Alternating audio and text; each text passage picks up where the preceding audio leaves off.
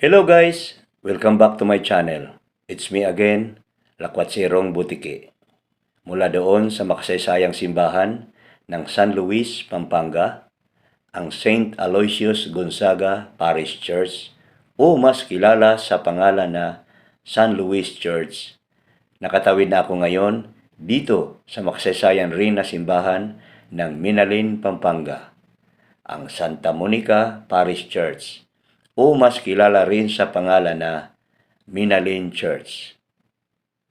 Samahan niyo ako dito guys!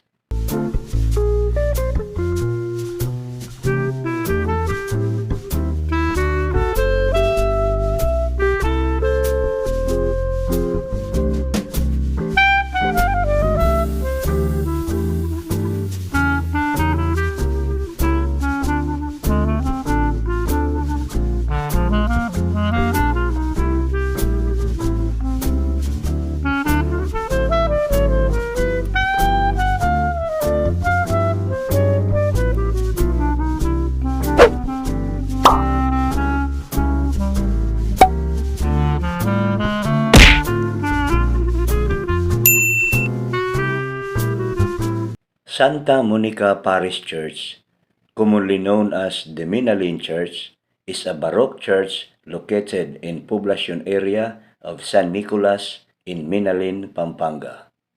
The church, built during the Spanish era, was declared a national cultural treasure by the National Commission for Culture and the Arts and the National Museum of the Philippines on August 27, 2011, one of 37 churches in the country bestowed that honor.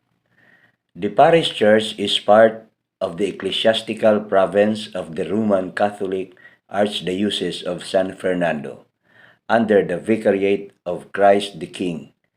The church is under the patronage of Saint Monica of Hippo, with a feast day celebrated annually every second Sunday of May. The current parish priest is Reverend Father Eric de Guzman, succeeding Reverend Father Greg Vega. Founded in 1614, Minalin Parish started as a visita or sub-parish of Macabebe, Pampanga. Father Miguel D. Saldaña was assigned in 1618 as its own parish priest. On October 31, 1624, the Minalin Parish became an independent vicariate under its prior, Father Martin Vargas.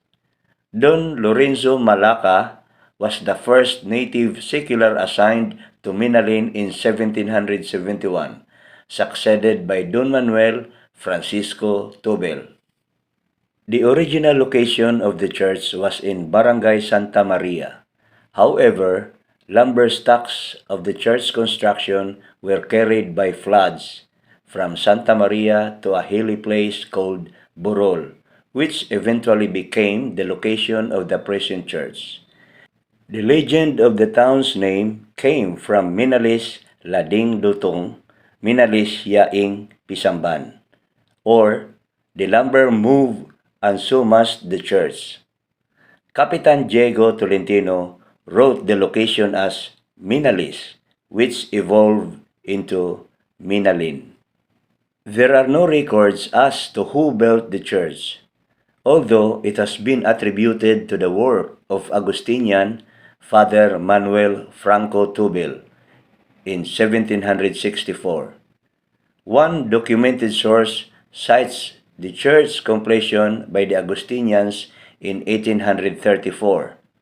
Another account shows that construction by Augustinian friars was started sometime in the 1600s and completed in 1764. Mayor Cristino Lagman, on July 30, 1911, stated that the church was completed in 1764 under Bachelier Calixto Gregorio. Father Jose Sige, the Archbishop of Manila, visited Pampanga in 1831 and met the secular parish priest of Minalin, Don Quintin Candido Parion. Dr. Mauricio Miranda was the parish priest in 1834 when the Great Flood occurred, devastating the town. Despite the church's elevated location, the flood waters of 1834 reached its main altar. The church was reconstructed at various stages. In 1854, 1877, repaired by Father Isidro Bernardo. 1885, by Padre Galo de la Fuente, and in 1895 by Vicente Ruiz. Father Jose Torres' petition to rebuild the church and parochial house was granted about July 5, 1866. The last Augustinian friar was Father Faustino Diaz, and the church was turned over to Alcalde, Padre Diaz, and to the first native priest, Padre Macario Panlileo. Another account states that the last Augustinian priest to serve Minalin was Father Jose Sales. In 1937, the Most Reverend Michael J. O. Duherte, Archbishop of Manila, approved the request of Reverend Father Prudencio David, parish priest of Minalin, for replastering of the walls and repainting of the church interiors.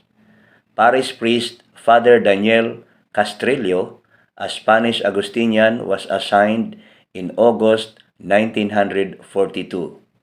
The Philippine National Commission for Culture and the Arts called for the conservation and protection of Spanish-era churches because of heritage and culture, declaring them as national cultural treasures.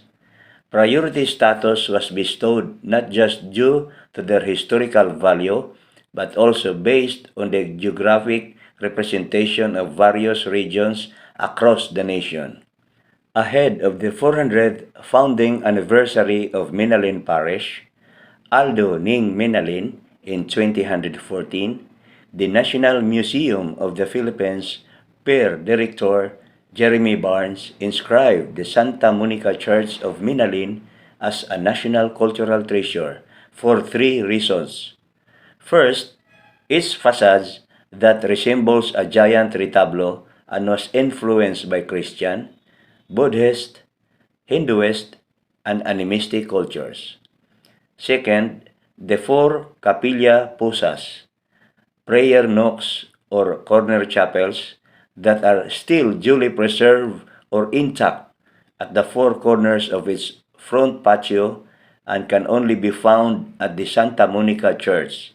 And lastly, the old painting of the Our Lady of Consolacion giving the cords to Saint Monica and her son Saint Augustine in the main altar. Archbishop Pasiano Aniceto, Didi, and Minalin Parish Priest Father Greg Vega both celebrated the historic Mass with Interior and Local Government Secretary Jesse Robredo and Minalin Mayor Arturo Catoy Naget as guest. The two hexagonal towers are solidly built. The four bells dated between 1850 and 1877 are dedicated to Saint Augustine and Saint Monica. The church convent complex is enclosed by a low stone atrium with four capillas posas, a rarity in the Philippines. The ballast of the Minalin Church depicts Kapampangan mythological figures. Seals above the three side entrances symbolize Saint Augustine and his work, The City of God. The right belfry contains one of the 2 centuries-old bells remaining in Minalin and the two smaller rotary bells. The upper floor of the church convent contains native drawings of mysterious origins. The ancient mural painting, 1619, is a primitive-looking map with details of trees, ducks, crows, a boat, a hunter, and a crocodile. The year 1619 was the founding date of the town of Minalin. Of the 20 original Augustinian missions, Minalin is the only one that bears corbels showing pre-Hispanic culture. The church was elaborately decorated classical-style stone corbels and beams in the convent and high up in the church ceiling, with carvings depicting pre-Hispanic pagan deities like naga, serpent, dapo, crocodile, galura, eagle, and bulig, mudfish. The trees, ducks, crows, a boat, and a hunter are very much imposing. The Minalin mural is 89 inches wide and 113 inches tall, showing the flora and fauna of Minalin during the early 1600s. It is a tale of prehistoric landscape of riverine communities, marshes and swamps with birds, agricultural land with damulag or carabao, and a farmer at the background. The map depicts the town as a seat of the Kapampangan region, according to a will by Francisco Malang Balagtas or Pansumon. The ancient painting is made of argamasa, a type of cement used during the period which is made of lime mortal, fine river sand, and egg whites. The mural bears the date 1619 and is believed to have been made within 5 years of that made. The 18th century painting of Our Lady of Consolacion at the top level of the reredos of the main altar of Santa Monica Parish Church depicts the Blessed Virgin Mary holding Jesus, her child. She is wearing a cord which is a representation of a belt that she supposedly gave to Saint Monica, mother of Saint Augustine. According to Reverend Father Pedro Galinde, director of the San Agustin Museum, the belt is a symbol of chastity that represents Mary's immaculate conception delivery of Jesus into the world. The Feast of Our Lady of Consolacion is celebrated every September 4. The Clausura procession is held every last Saturday of the month after the mid-morning Mass.